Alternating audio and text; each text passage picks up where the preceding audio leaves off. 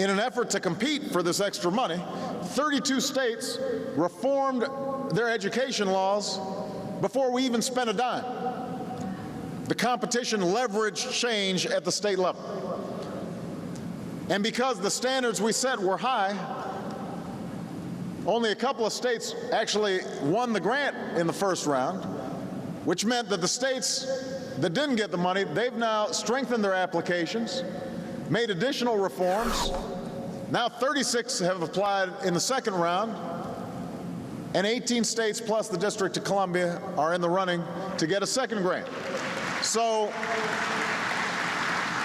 understand what's happened. In each successive round, we've leveraged change across the country. And even students in those districts that haven't gotten a grant, they've still benefited from the reforms that were initiated. And this process has sown the seeds of achievement. It's forced teachers and principals and officials and parents to forge agreements on tough and often uncomfortable issues, to raise their sights and embrace education. And for the most part, states, educators, reformers, they've responded with great enthusiasm around this promise of excellence. But I know there's also been some controversy about Race to the Top. Part of it, I believe, reflects a general resistance to change. We get comfortable with the status quo, even when the status quo isn't good. We make excuses for why things have to be the way they are. And when you try to shake things up, some people aren't happy. There have been criticisms from some folks in the civil rights community about particular elements of Race to the Top. So I want to address some of those today. I told you we're going to have an honest conversation. First, I know there's a concern that Race to the Top doesn't do enough for minority kids, because the argument is, well, if there's a competition, then somehow some states or some school districts will get more help than others. Let me tell you, what's not working for black kids and Hispanic kids and Native American kids across this country is the status quo. That's what's not working. What's not working is what we've been doing for decades now. So the charge that Race to the Top isn't targeted at those young people most in need is absolutely false, because lifting up quality for all our children, black, white, Hispanic, that is the central premise of Race to the Top. And you can't win one of these grants unless you've got a plan to deal with those schools that are failing and those young people who aren't doing well. Every state and every school district is directly incentivized to deal with schools that have been forgotten, been given up on. I also want to directly speak to the issue of teachers. We may have some teachers here in the House. I know Urban League's got some teachers. Nothing is more important than teachers. My sister is a teacher.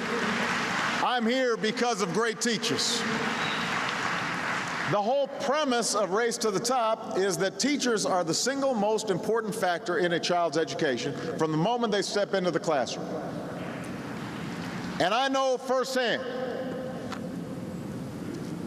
that the vast majority of teachers are working tirelessly, are passionate about their students, are often digging into their own pockets for basic supplies, are going above and beyond the call of duty. So I want teachers to have higher salaries. I want them to have more support. I want them to be trained like the professionals they are, with rigorous residencies like the ones the doctors go through. I want to give them a career ladder so they've got opportunities to advance and earn real financial security. I don't want talented young people to say, I'd love to teach, but I can't afford it. I want them to have a fulfilling and supportive workplace environment. I want them to have the resources, from basic supplies to reasonable class sizes, that help them succeed. And instead of a culture where we're always idolizing sports stars or celebrities, I want us to build a culture where we idolize the people who are shaping our children's future. I want some teachers on the covers of some of those magazines. Some teachers on MTV featured.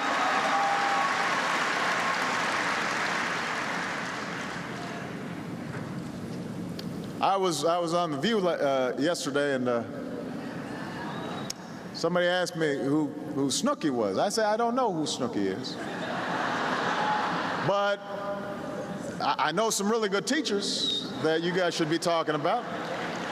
I didn't say the teacher part, but I just... The question is, who are we lifting up? Who are we promoting?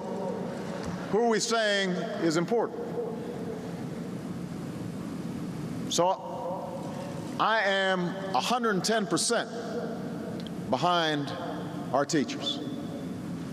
But all I'm asking in return, as a president, as a parent, and as a citizen, is some measure of accountability. So even as we applaud teachers for their hard work, we've got to make sure that we're seeing results in the classroom. If we're not seeing results in the classroom, then let's work with teachers to help them become more effective.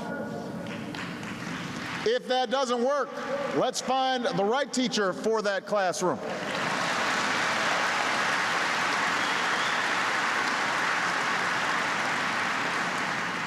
Arnie makes the point very simply. Our children get only one chance at an education, so we need to get it right.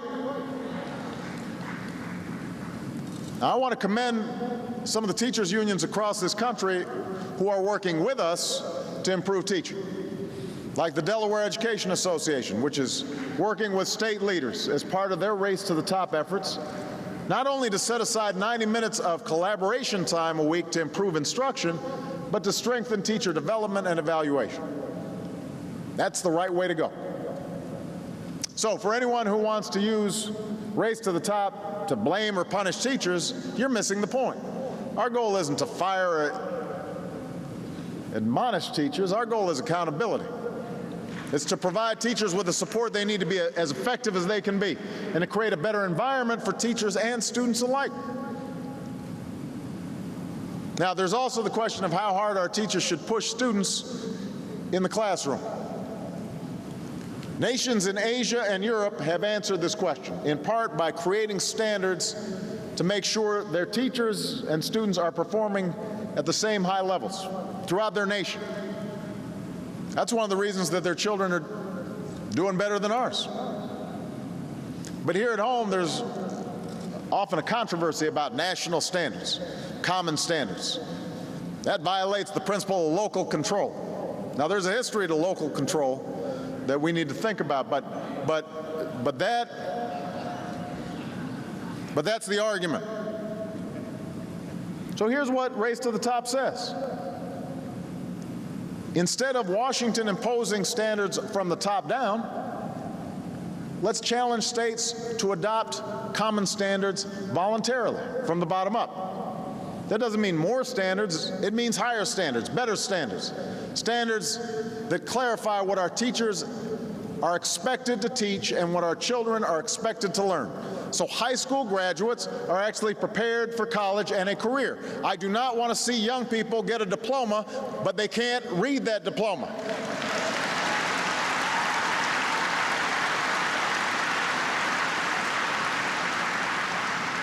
Now, so far, about 30 states have come together to embrace and develop common standards, high standards.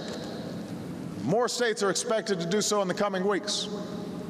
And by the way, this is different from No Child Left Behind, because what that did was it gave the states the wrong incentives. A bunch of states watered down their standards so that school districts wouldn't be penalized when their students fell short.